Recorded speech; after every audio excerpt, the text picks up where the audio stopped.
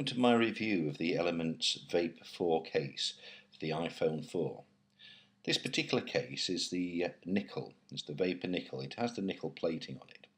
Now I ordered this case from the official Element website, and I have to say that by the time that I'd paid for the currency conversion rate and the postage from the US, the charge was about £86. So it's quite expensive to order from the UK. However, more frustratingly, Customs and Excise here in the UK managed to steal another £18 from me, and another £7 was stolen on top of that from Royal Mail as a handling fee. So all in all, it cost me well over £100, which is a lot of money for a case. Is it worth it? Well, let's have a think about that. Now, the first thing that I noticed was it is a nice quality piece of equipment. It is very nice when you look at it. CNC machined and feels very nice too. It has a very tactile feel. What I did notice at first, I was a little bit alarmed because it does make the phone a little bit bulkier. It's quite thick, as you can see, and although felt light separate to the phone, once I put it on the phone, it did make the phone feel heavier. And I compared this to an iPhone without a case on it, and it definitely felt bulkier and heavier with this Element Vapor 4 case on it. However, after having it for a month, I started to realise that I quite enjoy the feel of it. It gives it a quality feel. It makes it feel a higher quality item than what it was. It's a very solid, heavier piece of equipment now, and I definitely like that. What don't I like about it? Well, for the money, I expected a little bit better engineering when it came to the meeting up of the edges. It actually comes in two pieces. And you can see, but this is one piece here, and it's horseshoe shape. And here is a bar, which is fastened on by these grub screws. Okay, just here. And the same again on the other side, just here. Now, where it actually meets up and knits up, you probably can't see that on the video very well, but it doesn't match up quite the way that I'd hoped that it would have done. But nevertheless, it's almost there. Now that's the first thing that I notice. Having a quick look around the phone, we've got the slot in the end for the SIM card, which is well machined. We've got the headphone slot, and we've got the on-off button. Now the headphone slot, I have to warn you, does not take a lot of the aftermarket headphones. And I've got a particularly good quality pair that I bought for about £40. And the socket does not, or the plug does not fit in the socket anymore. Apparently there are headphones out there. Apparently the original headphones that come with the iPhone do fit into this slot. So there's something to be warned about. If you've got a nice quality set of headphones, you'll like to listen to your music. The on-off button, however, the other side, and this on-off button comes with the case, and it does have a very nice feel to it. It's very solid, clicks on and off easily, and I've not had any problems with that at all. It's a very definite, very good feel to it. Now looking at the other end, as you can see, we've got the speaker and the microphone. They can be seen clearly, and we have the port for the charger and for docking.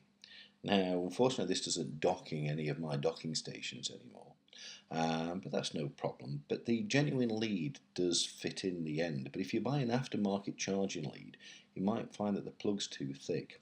So that's an issue. Now, finally, let's get to the volume buttons. Now, as you can see, there's a recess cut out. Those are the original volume buttons and the silencer for switching the sound on and off.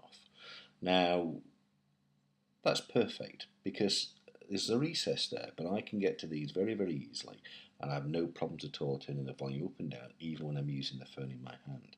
And more interestingly is that I can actually get to silence the phone without much problem at all. It looks like I'm fiddling there, but that's just because I can't see properly because of the angle that I'm videoing from. But I can switch the silent on and off quite easily. I had a problem with my previous case, which was the iPhone bumper. I could never get the silence on without using a fingernail, which I don't particularly have. So that's a bit of an improvement on that. Now, as I said, this is the Vapor Nickel. As you can see there on the logo, it says Vapor Nickel on it. And what I will say is that the nickel is tarnishing. It's getting a brown tarnish to it now. So some of the luster that it originally had when I bought the case has gone. However, in fairness, they warn you about that on the website, and they say something along the lines that some people like that look. Well, I'm not so sure whether you do like the look of the tarnish. However, I'm fairly confident that would clean off very easily with a light polish and some very light metal cleaner. So I'm not too worried about that, and I did like the overall nickel look, slightly different to kind of the brushed aluminium look. So what problems have I had with this? Well, the first thing that disappointed me is that the signal does drop when you put the case on. I noticed that when I was at work. Previously, when I had the bumper on, I could get a signal in the staff canteen, albeit a weak one. Now I can't get a signal at all in the staff canteen, and there's certain areas where I work where I can no longer get a signal where I could before. So that's a little bit disappointing. But what's even more disappointing is that when I use this with GPS, like when I use TomTom, the GPS signal is degraded quite severely.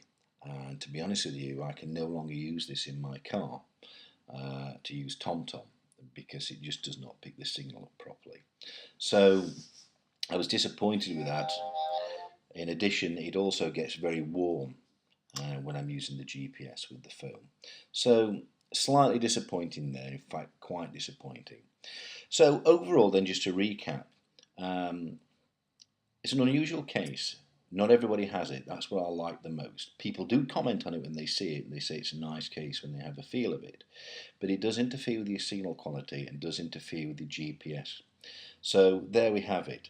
Now, just on the up for the Element case, I will say that I've been looking at the website, and apparently there's a new case out. I forget what it's called, the Element Vapor Pro or something like that. And they've addressed the problem of the signal quality. They've also addressed the problem of being able to fit aftermarket devices into the ports. There's a little bit more, I believe. I'm not sure how much it improves the signal quality, but it's worth checking that out. I'd be interested to know what effect it has on the GPS. And if there is an improvement, I'd even consider getting another one. Might be expensive, but you know, it's nice to stand out from the crowd. So, thanks very much for looking. That's the Element Vapor 4 case for the iPhone 4. This is the one with the nickel plating. Good to see you again.